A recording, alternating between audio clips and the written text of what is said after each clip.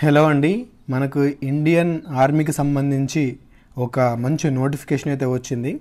Vacancies కూడా కొంచెం ఎక్కువే ఉన్నాయి. సో దీనికైతే అప్లై చేసే ప్రయత్నం అయితే చేయండి, ఎవరికైతే ఎలిజిబిలిటీ ఉంటుందో. ఇక నోటిఫికేషన్ గురించి తెలుసుకున్నట్టయితే military college of telecommunication engineering నుంచి అయితే మనకి నోటిఫికేషన్ అయితే వచ్చింది. సో ఫస్ట్ ఆఫ్ ఆల్ మొత్తంగా మనం పోస్ట్ గురించి అయితే తెలుసుకుందాం. ఇక పోస్టులు వచ్చేసి మనకు స్టెనోగ్రాఫర్ ఉంది, లావల్ డివిజనల్ క్లర్క్ ఉంది, ల్యాబ్ అసిస్టెంట్ ఉంది, ల్యాబ్ అటెండెంట్ ఉంది, అదేవిధంగా డాక్స్మ్యాన్ ఉంది, సివిలియన్ మోటార్ డ్రైవరు, కుక్కు, సఫాయివాలా, ఫాగిట్ మ్యాన్ అని చెప్పేసి మనకి ఇన్ని రకాల వేకెన్సీస్ అయితే ఉండడం అయితే జరిగిందన్నమాట. సో అందులో మనం first of all stenographer vacancy చూసుకున్నట్టయితే 2 వేకెన్సీస్ ఉన్నాయి. అందులో అన్రిజర్వ్కి ఒకటి, ఓబీసీ వాళ్ళకు ఒకటి ఉండడం అయితే జరిగింది. ఎల్డీసీ చూసుకున్నట్టయితే 14 వేకెన్సీస్ ఉన్నాయి, అన్రిజర్వ్లో 7 ఉన్నాయి. ఈ ఎకనామికల్లీ వీకర్ సెక్షన్ వాళ్ళకు 2 ఉన్నాయి, ఎస్టీ వాళ్ళకు 2 ఉన్నాయి, ఓబీసీ వాళ్ళకి 3 ఉండడం అయితే జరిగింది. అదేవిధంగా ల్యాబ్ అసిస్టెంట్ చూసుకున్నట్టయితే మొత్తంగా 2 వేకెన్సీస్ ఉన్నాయి, అవి 2 కూడా అన్రిజర్వ్లో ఉండడం అయితే జరిగింది. ల్యాబ్ అటెండెంట్ చూసుకున్నట్టయితే 2 వేకెన్సీస్ ఉన్నాయి, ఒకటి అన్రిజర్వ్లో ఉంది, ఒకటి ఓబీసీ వాళ్ళకి ఇవ్వడం అయితే జరిగిందన్నమాట. ఇక డాక్స్మ్యాన్ చూసుకున్నట్టయితే ఒకటే వేకెన్సీ ఉంది, అది కూడా అన్రిజర్వ్లో ఉందన్నమాట. అదేవిధంగా డ్రైవర్ చూసుకున్నట్టయితే 1 వేకెన్సీ ఉంది, అది కూడా అన్రిజర్వ్లో ఉంది. సో ఈ అన్రిజర్వ్లో ఉన్నదానికి ఏ కేటగిరీ వాళ్ళైనా అప్లై అయితే చేసుకోవచ్చు అన్నమాట. ఇక కుక్ చూసుకున్నట్టయితే కుక్కు 7 వేకెన్సీస్ ఉన్నాయండి. ఇక్కడ అన్రిజర్వ్లో 5 ఉన్నాయి, ఎకనామికల్లీ వీకర్ సెక్షన్ వాళ్ళకి 2 వేకెన్సీస్ అయితే ఇవ్వడం అయితే జరిగిందన్నమాట. ఇక సఫాయివాలా చూసుకున్నట్టయితే ఈ సఫాయివాలా ఎంటీఎస్ కేటగిరీకి సంబంధించింది 6 వేకెన్సీస్ ఉన్నాయి. ఇందులో అన్రిజర్వ్లో 4 ఉన్నాయి, ఎకనామికల్లీ వీకర్ సెక్షన్ వాళ్ళకి 1 వేకెన్సీ అయితే ఇవ్వడం అయితే జరిగిందన్నమాట. అదేవిధంగా ఫాగిట్ మ్యాన్ చూసుకున్నట్టయితే 2 వేకెన్సీస్ ఉన్నాయి, ఒకటి అన్రిజర్వ్లో, ఒకటి ఎకనామికల్లీ వీకర్ సెక్షన్లో ఇవ్వడం అయితే జరిగింది. ఇక టోటల్గా చూసుకుంటే మనకి 37 వేకెన్సీస్ అయితే ఉండడం అయితే జరిగింది. సో మీకు ఎలిజిబిలిటీని బట్టి మీరు అప్లై చేసే ప్రయత్నం అయితే చేయండి. ఇక్కడ ఎస్సీ ఎస్టీ వాళ్ళకి ఏంటంటే వేకెన్సీ సపరేట్గా ఇవ్వకపోయినప్పటికీ ఇక్కడ మీరు అన్రిజర్వ్లో ఉంది కాబట్టి అన్రిజర్వ్లో చూసి అప్లై అయితే చేసుకోవచ్చు అన్నమాట. ఇక వీటికి క్వాలిఫికేషన్ కనుక చూసుకున్నట్టయితే స్టెనోగ్రాఫర్ గ్రేడ్ 2కి వచ్చేసి ఇంటర్ పాస్ అయితే సరిపోతుంది. మీకు ఆ టైపింగ్లో మీకు అవగాహన అయితే ఉండాలి. ఇక్కడ చూసుకోవచ్చు మీకు టైపింగ్కి సంబంధించి ఏమేమి అని చెప్పేసి వీళ్ళైతే అడుగుతున్నారు. 10 మినిట్స్లో మీరు 80 వర్డ్స్ పర్ మినిట్ అయితే టైప్ చేయాల్సి అయితే ఉంటుందన్నమాట. ఇక ఎల్డీసీ చూసుకున్నట్టయితే దీనికి కూడా 12th పాస్ అయితే సరిపోతుంది. సో ఇక్కడ మీరు 35 వర్డ్స్ పర్ మినిట్ అయితే టైపింగ్ అయితే చేయాల్సి అయితే ఉంటుందన్నమాట. సో ఈ స్కిల్ టెస్ట్ మీకు ఈ టెస్ట్ అయితే ఉండడం అయితే జరుగుతుంది. ఇక ల్యాబ్ అసిస్టెంట్ చూసుకున్నట్టయితే దీనికి ఇంటర్ పాస్ అయితే సరిపోతుందండి. ఇంటర్లో మీకు ఫిజిక్స్ కెమిస్ట్రీ చదివైతే ఉండాలి, అదొక విషయాన్ని అయితే గమనించండి. ఇక ల్యాబ్ అటెండెంట్ చూసుకున్నట్టయితే దీనికి కేవలం 10th పాస్ అయితే సరిపోతుంది.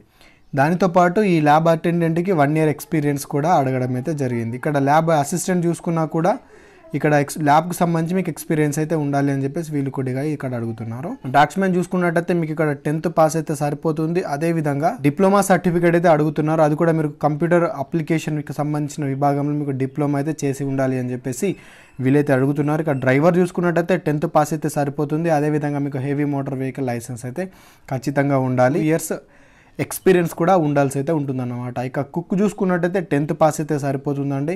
అదేవిధంగా మీ కుకింగ్కి సంబంధించి నాలెడ్జ్ అయితే ఉండాలి అని చెప్పేసి వీళ్ళైతే అడుగుతున్నారు. ఇక సఫాయి వాళ్ళ చూసుకున్నట్టయితే మెట్రికులేషన్ అంటే 10th పాస్ అయితే సరిపోతుంది.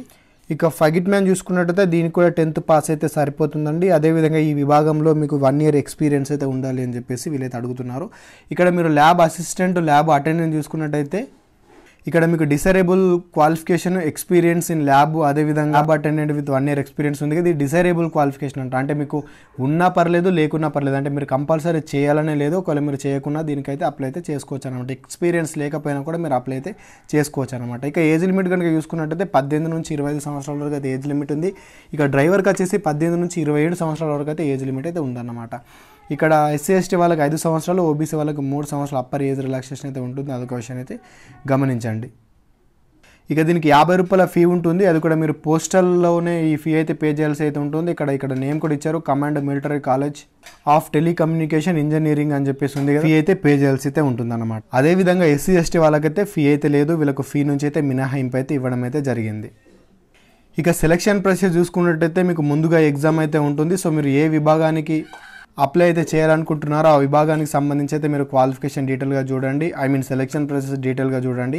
ఏ సబ్జెక్ట్ నుంచి ఎన్ని మార్క్స్ వస్తాయో కూడా వాళ్ళు ఇక్కడ క్లియర్గా అయితే మెన్షన్ చేశారు. సో మీరు ఈ పీడిఎఫ్ని డౌన్లోడ్ చేసుకుని అయితే డీటెయిల్గా చూడండి. సో నేను దీన్ని డిస్క్రిప్షన్లో ఇస్తాను, మీకు అక్కడికి వెళ్ళిన తర్వాత చూసుకోండి, మీకు ఇంకా క్లియర్గా అయితే అర్థమవుతుంది. ఇంకా నెగిటివ్ మార్కింగ్ కూడా ఉంటుంది, అదొక విషయాన్ని కూడా గమనించండి. సో ఎగ్జామ్ అయితే మీరు జాగ్రత్తగా రాసినట్లయితే ఉద్యోగం అయితే సాధించవచ్చు ఫ్రెండ్స్. సో డిస్క్రిప్షన్లో UFJ అకాడమీ వాళ్ళ అప్లికేషన్ లింక్ అయితే ఉంటుంది, దాన్ని డౌన్లోడ్ చేసుకొని అక్కడ SSC GD కానిస్టేబుల్ కోర్స్ అని ఉంటుంది, దాన్ని అయితే చూస్ చేసుకుని అయితే ప్రిపేర్ అవ్వండి. మీకు నెక్స్ట్ రాబోయే SSC GD కానిస్టేబుల్కి ఉపయోగపడుతుంది, అదేవిధంగా ఇప్పుడు ఇటువంటి ఉద్యోగాలకు కూడా అది ఉపయోగపడుతుంది అనమాట. సో యాస్టీస్ సేమ్ సిలబస్ ఉంటుంది కాబట్టి మీకు ఆ కోర్సు చాలా అయితే ఉపయోగపడుతుంది. సో ఇక్కడ స్క్రీన్ మీద కనిపిస్తున్నటువంటి కూపన్ కోడ్ కనుక మీరు యూజ్ చేస్తారంటే మీకు 500 రూపీస్ ఎక్స్ట్రా స్పెషల్ డిస్కౌంట్ అయితే లభిస్తుంది. సో డిస్క్రిప్షన్లో నేను అప్లికేషన్ ఫామ్ కూడా ఇస్తానండి, మీరు ఆఫ్లైన్లో అప్లై చేయాల్సి అయితే ఉంటుంది. సో ఈ ఫామ్ని అయితే మీరు డౌన్లోడ్ చేసుకొని డీటెయిల్గా ఫిల్ చేసేసిన తర్వాత ఇక్కడ కనిపిస్తున్న అడ్రస్కి అయితే సెండ్ చేయాల్సి అయితే ఉంటుందన్నమాట. ఓకే ఫ్రెండ్స్, ఈ అప్లికేషన్ ఫామ్ని అయితే మీరు జాగ్రత్తగా ఫిల్ చేయండి, తెలిస్తే కనుక అప్లై చేయండి. ఒకవేళ మీకు దీన్ని ఫిల్ చేయడం ఇబ్బందిగా అనిపిస్తే మీరు కింద కామెంట్ చేయండి. సో నేను ఏ విధంగా అప్లై చేయాలనో కూడా ఒక వీడియో అయితే చేస్తాను. సో మీకు అప్పుడు కొంచెం కన్వీనియంట్గా అయితే ఉంటుంది. సో మీరు ఇక్కడ అడ్రస్ అయితే చూస్తున్నారు కదా, ఈ అడ్రస్కి అయితే మీరు పంపించాల్సి అయితే ఉంటుంది. సో ఇక్కడ మీ ఫోటో పెట్టడం ఇవన్నీ జాగ్రత్తగా ఫిల్ చేసి అయితే మీరైతే సెండ్ అయితే చేసేయండి. ఇక్కడ కనిపిస్తున్న ప్రతి పేపర్ని అయితే మీరైతే ఇంక్లూడ్ చేయాల్సి ఉంటుంది. సో దీనికి సంబంధించి మీ యొక్క డాక్యుమెంట్స్ మొత్తము, జిరాక్సెస్ మొత్తము, మీ సర్టిఫికేట్ జిరాక్సెస్ మొత్తం అయితే దీనికి జత చేసి మీరైతే సెండ్ చేయాల్సి అయితే ఉంటుంది. ఇక డేట్స్ కనుక చూసుకున్నట్టయితే మనకి స్టార్టింగ్ డేట్ వచ్చేసి జూన్ 12 నుంచి అయితే మనకు అప్లికేషన్స్ అయితే స్టార్ట్ అయ్యాయి. లాస్ట్ డేట్ వచ్చేసి మనకి జూలై 26కి అయితే లాస్ట్ డేట్ అయితే ముగుస్తుందన్నమాట. సో ఈ సమయంలోనే మీరైతే అప్లై చేయాల్సి అయితే ఉంటుంది. మీరు ఫిల్ చేసినటువంటి మీ అప్లికేషన్ రిజిస్టర్ పోస్ట్ ద్వారా లేదా స్పీడ్ పోస్ట్ ద్వారానే మీరు సెండ్ అయితే చేయాలి అని చెప్పేసి వాళ్ళు క్లియర్గా అయితే ఇక్కడ మెన్షన్ అయితే చేశారు. సో ఫ్రెండ్స్, ఇదన్నమాట మిలిటరీ కాలేజ్ ఆఫ్ టెలికమ్యూనికేషన్ ఇంజనీరింగ్కి సంబంధించినటువంటి నోటిఫికేషన్ వివరాలు. మీకు ఇంకెలాంటి డౌట్ ఉన్నా కింద కామెంట్ సెక్షన్లో మెన్షన్ చేయండి. సో ఖచ్చితంగా మీ ఫ్రెండ్స్కి అయితే ఈ వీడియో షేర్ చేసే ప్రయత్నం చేయండి. అందరికీ ఆల్ ది బెస్ట్. జై హింద్.